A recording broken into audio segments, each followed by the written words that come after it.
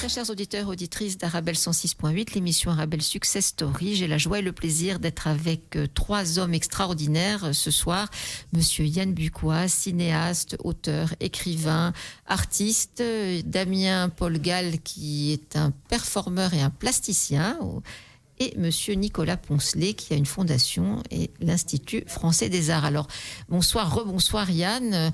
Votre parcours cinématographique, si on peut encore l'évoquer en quelques minutes, c'est-à-dire que vous en êtes à votre 10e long métrage. Comment c'est venu cette vocation pour le cinéma, pour l'art sous toutes ses formes, et puis pour l'amour des gens? Oui, j'étais pas dans une famille qui... C'était à Harelbeek, c'est des gens du bâtiment, des constructeurs de maisons un peu brutes, un peu brutales, mais avec un très grand cœur. Harelbeek, c'est la Flandre occidentale, bien profonde, près de Courtrai. Et donc, c'était un peu comme une secte amish, donc ils se construisaient la maison l'un de l'autre. C'est parce qu'il y avait tous les métiers. Et quand tu disais, tiens, j'ai acheté un bout de terrain pour une maison, donc je suis levé là-dedans. C'est une solidarité. Le samedi, ils venaient le construire gratuitement pour quelques bacs de bière. Et donc, je suis élevé là-dedans, dans une ville où il y avait peut-être 100 cafés par mètre carré, enfin, par... Oui. Par kilomètre carré. Les gens dépensaient leurs sous et c'était un peu à la Fellini, quoi. Il y avait une atmosphère... un peu délirante, extravagante. Délirante. Donc voilà, je pense que c'est ça qui m'a fait que j'ai eu un espèce de regard lucide, très jeune, en me disant, mais c'est quoi ce bordel? Et je pense que... Voilà, j'ai essayé de le mettre en image d'une certaine façon. Donc c'est un peu la Belgique authentique comme aussi. Un des beaux-arts. Voilà. Tu as hérité d'un cinéma aussi. Pardon? Tu as hérité d'un cinéma. Oui, il y avait beaucoup de cinéma. Et donc Harelbeek est la ville des gens qui ont créé Kinépolis. C'est important de le Louis souligner. Lebert et d'autres méga monstres et méga machins, méga tournées. Tout ça, c'est partenaire d'une famille, Carpentier. Et ma mère était de la famille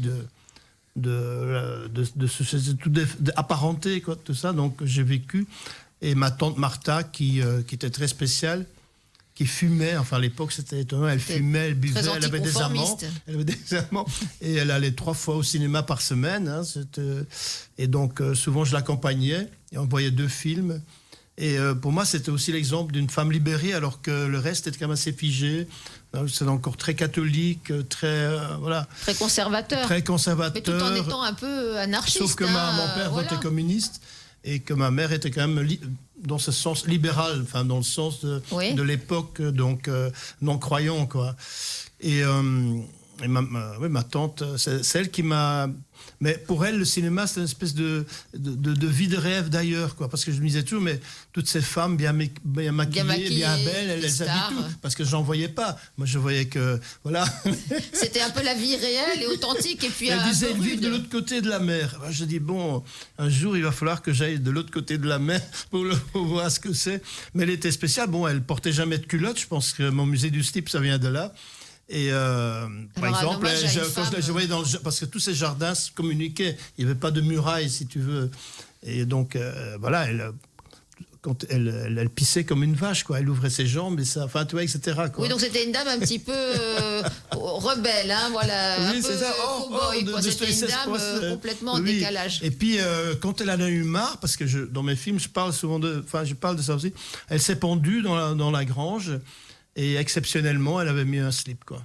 Donc, parce que c'est moi qui l'ai découverte, donc je voyais en dessous d'elle. Donc, voilà. Les gens se pendaient à Harelbeek. Il n'y avait pas de pilule, il n'y avait pas de... Voilà. Donc, en fait, est-ce que c'est pas finalement le départ de votre œuvre un hommage d'amour à cette tante Martha qui était un peu en décalage, libertaire, c'était une libertaire. Voilà, c'était une femme qui était... Voilà, j'ai découvert ce qu'était la liberté par rapport... En contraste avec tout le reste, quoi, qui était figé. Bon, ma mère disait, oui, enfin, il ne faut pas trop montrer, il ne faut pas être en premier de ligne, il faut se cacher un peu, il faut faire semblant d'aller à l'église quand même. Alors qu'elle croyait en rien, tu vois. Mais donc voilà, c'était le qu'en dira-t-on, enfin, toutes ces choses-là. Et elle brisait tous ces tabous. Donc très vite, j'ai compris que la vie était là et pas chez les autres qui étaient déjà morts Mais en fait, c'est une histoire de famille aussi. C'est toujours cet amour, ce partage, cette solidarité, parce que votre maman, elle avait l'air un petit peu plus en retrait et entre guillemets conservatrice par rapport à votre tante Martha, mais elle vous laissait aller avec votre tante Martha. Oui, donc, oui, elle il y avait une permettait. ouverture d'esprit qui était Alors très que mon grande. père, le père c'est la loi. De cette façon, mon père disait, faut couper la tête au roi. Ah, Et du d'accord, coup, je donc l'ai c'est- fait aussi, donc Oui. j'ai pas en happening. Et il disait d'ailleurs que tu allais terminer en prison aussi. Hein oui, bien sûr. Mais enfin, bon, mais je dis, c'est pas un hasard. C'est pas tout ça. Non, c'est une construction, mais ce que je veux souligner, c'est que c'est vraiment un partage, une solidarité et un amour des gens et de leurs racines. Et surtout, leur dire, soyez ce que vous êtes, soyez ce que vous pensez, existez. Et je pense que dans mon dernier film, la dernière tentation des Belges, je pense qu'il y a cet amour-là. Et je pense que, mais tu le sais pas à l'avance, mais c'est ça que les gens ressentent dans le public. Bon, voilà, c'était là, c'est affirmé.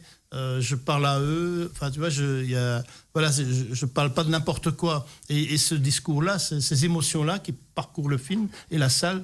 Je pense que c'est un vrai film de salle. C'est pas un film de Netflix. Voilà, c'est Bon. important parce que les gens se retrouvent, ils discutent, ils partagent et c'est pour briser ce mur, beaucoup justement. d'émotions, beaucoup de rire aussi. Et c'est parce que c'est un discours direct, un discours voilà, très, très...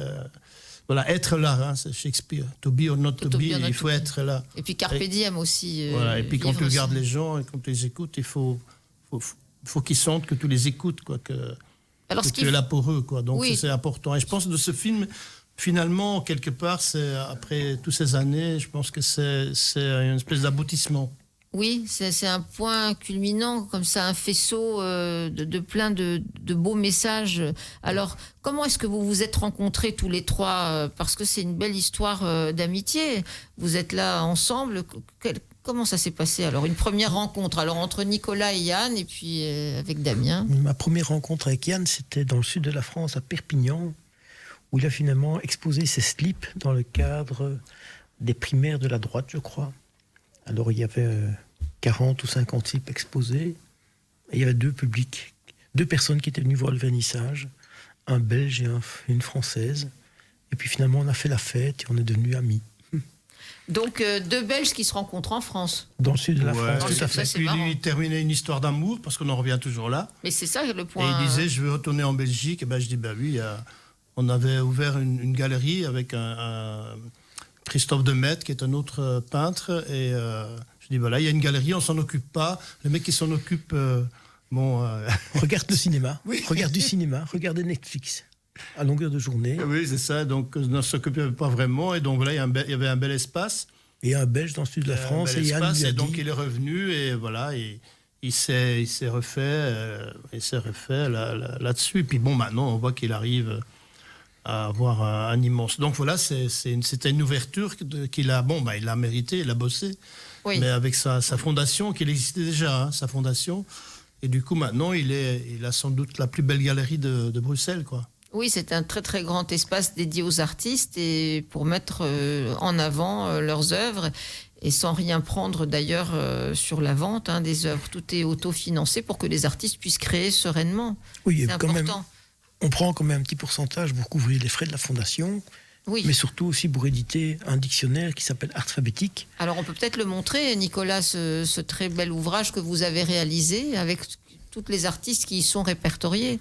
Oui, il y a 3000 artistes référencés dans le dictionnaire, il y en a des dizaines, des milliers sur le site internet, et on travaille tous les jours à actualiser ce dictionnaire, qui est le dictionnaire des artistes plasticiens de France et de la francophonie. Donc ça, c'est important de le souligner. Vous vous êtes rencontrés comment alors avec Damien? Comment ça s'est passé?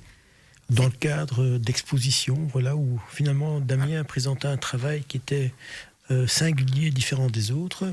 Et puis finalement, c'est aussi un tout petit peu lié d'amitié, puisque Damien a aussi ce côté philanthropique d'aider et soutenir les autres, ce qui est très important, puisque c'est aussi la philosophie de la fondation. D'ailleurs, Yann aussi.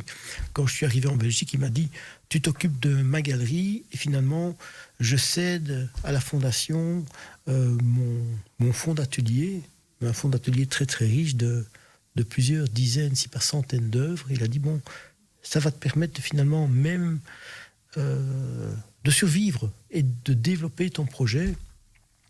Et moi, ce qui est important pour moi, c'est que ton projet se développe et que tu me donnes une visibilité, mais sans rien attendre en échange.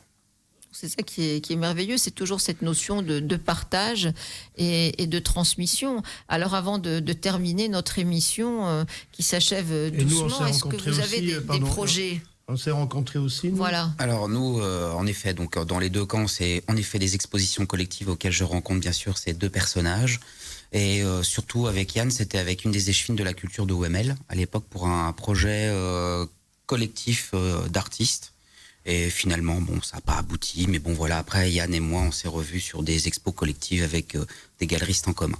Et si on parle de rencontres, Yann et Damien Polgal seront présents demain, rue Haute. À 16h ? À 16h au 195, où Yann sera ravi d'accueillir les amateurs d'art et Damien Polgal aussi, à l'occasion de son exposition. Donc c'est le vernissage demain de l'exposition. Oui, c'est un drink en fait. Un drink, fait alors. En présence de Yann et en présence de Damien Polgal au 195 rue Haute. Donc très chers auditeurs, auditrices d'Arabelle 106.8, je vous invite à vous rendre tous voir ces merveilleuses œuvres donc au 195 rue Haute dans la galerie Le Cube de Nicolas. Alors, est-ce que vous avez d'autres projets, Nicolas, pour votre galerie avec Damien, avec Yann ? Est-ce qu'il y a des choses qui se mettent en place ou avec d'autres artistes ? Parce qu'on a évoqué Cosmos aussi tout à l'heure. Est-ce qu'il y a d'autres projets ? On évoquait Rodin. Je crois que c'est Yann qui parlait de Rodin. Donc... Oui, donc on a un programme d'exposition qui se prépare actuellement, qu'on ne peut pas encore divulguer, mais on travaille vraiment avec des artistes qui ont la philanthropie en eux. Donc on voudrait faire une exposition sur Kaufmann aussi, qui est un artiste qui a travaillé avec Warhol et qui était finalement un philanthrope. Et notre ligne de conduite, c'est de faire de la promotion et la diffusion d'artistes qui sont d'accord de partager et qui sont d'accord de donner un pourcentage de leur vente à la philanthropie, il y a des projets. Et ça, c'est finalement la première condition de pouvoir exposer dans le lieu, c'est de partager finalement une partie des ventes avec d'autres. Mais c'est très important parce que je crois que ce qui vous réunit, donc j'insiste là-dessus, c'est vraiment l'amour, le partage et la solidarité. Et de montrer que tous ensemble, on peut y arriver, on peut aider et que l'union fait la force. Alors, est-ce que vous auriez un mot, Yann, à dire aux auditeurs, auditrices, quand ils ont envie de monter un projet ou s'ils ont envie de venir demain, un petit mot chaleureux ? Oui, voilà, la vie est courte, il faut y aller. Pour moi, la vie, ça ressemble à un Walibi. Et on a le droit d'aller sur tous les manèges, mais c'est très court, ça ne dure que 24 heures. Donc, il faut y aller, quoi. Donc il faut y aller, il faut foncer. Et vous, Damien, un petit mot pour les auditeurs qui auront envie de créer ou de... Toujours croire en ses rêves. Donc le rêve fait avancer l'humanité. Et encore un petit mot, Nicolas ? Tout seul, on s'ennuie et crevons nos plafonds de verre. C'est très beau. Alors l'union fait la force, très chers auditeurs, auditrices. C'est bien au plaisir de vous retrouver dans Arabelle Success Story. Merci à nos 3 invités de ce soir. Merci.